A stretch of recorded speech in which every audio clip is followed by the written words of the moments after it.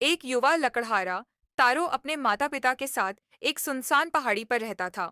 वह दिन भर जंगल में लकड़ी काटता था। हालांकि वह बहुत मेहनत करता था, लेकिन उसे बहुत कम पैसे मिलते थे।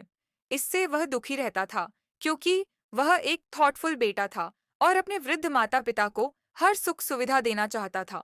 एक शाम, जब तारो अपने माता पिता के साथ अपनी झोपड़ी के एक कोने में बैठा था, तो तेज हवा चलने लगी। वह झोपड़ी की दरारों से सीटी की तरह बज रही थी और सभी को बहुत ठंड लग रही थी। अचानक तारो के पिता बोले। काश मेरे पास एक कप साके होता। ये मुझे गर्मी देता और मेरे बूढ़े दिल के लिए अच्छा होता। यह सुनकर तारो और भी दुखी हो गया, क्योंकि यह गर्माहट देने वाला साके बहुत महंगा था। उसने खुद से पूछा, मैं अधिक पैसे कैसे कमाऊं? मैं अपने गरीब बूढ़े पिता के लिए साके कैसे लाऊं? उसने पहले से भी ज्यादा मेहनत करने का फैसला किया। अगली सुबह तारो रोज से पहले ही उठ गया और जंगल की ओर निकल पड़ा। वह सूरज चढ़ने तक लगातार लकड़ी काटता रहा। जल्दी ही उसे इतनी गर्मी लगी कि उसने अपनी जैकेट उतार दी। उसका गला सूख रहा था और उसका चेहरा पसीने से तर था। उसने सोचा, मेरे गरीब बूढ़े पिता, काश वे भी मेरी तरह गर्म महसूस कर पाते।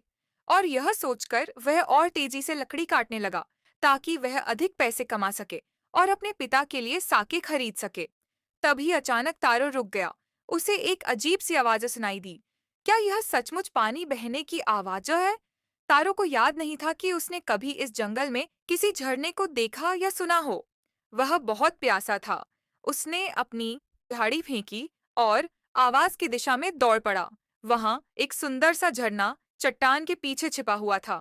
वह एक ऐसी जगह घुटनों के बल बैठ गया, जहां पानी धीरे धीरे बह रहा था। उसने अपने हाथों में थोड़ा पानी भरा और अपने होठों से लगाया। यह पानी है या साके? उसने दोबारा चखा, फिर तीसरी बार।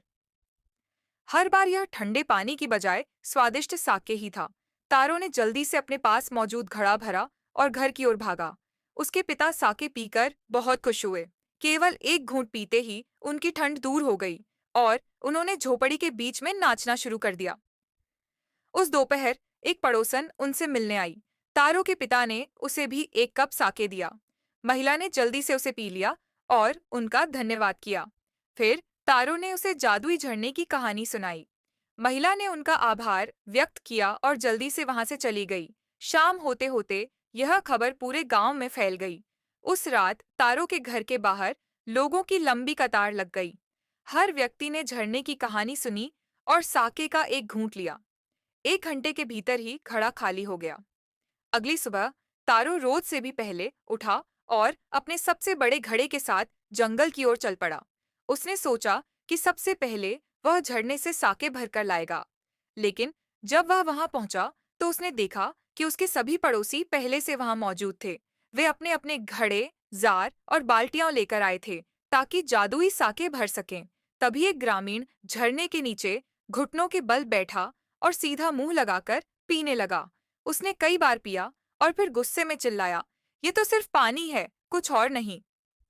दूसरों ने भी कोशिश की, लेकिन उन्हें केवल ठंडा पानी ही मिला, साके नहीं। गांव वाले गुस्से से चिल्लाने लगे, हमें धोखा दिया गया है, तारो कहाँ है? आओ उसे इस झरने में डुबो दें।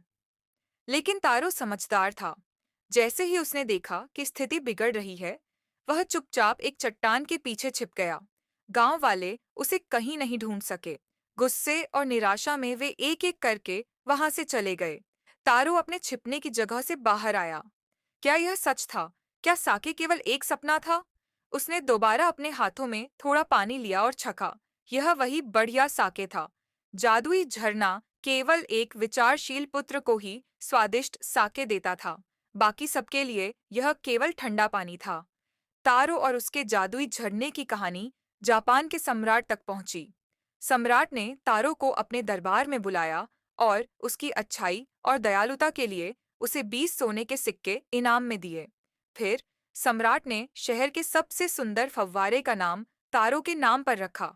उन्होंने कहा, यह उन सभी बच्चों के लिए एक प्रेरणा होगी जो अपने माता पिता का सम्मान और सेवा करते हैं।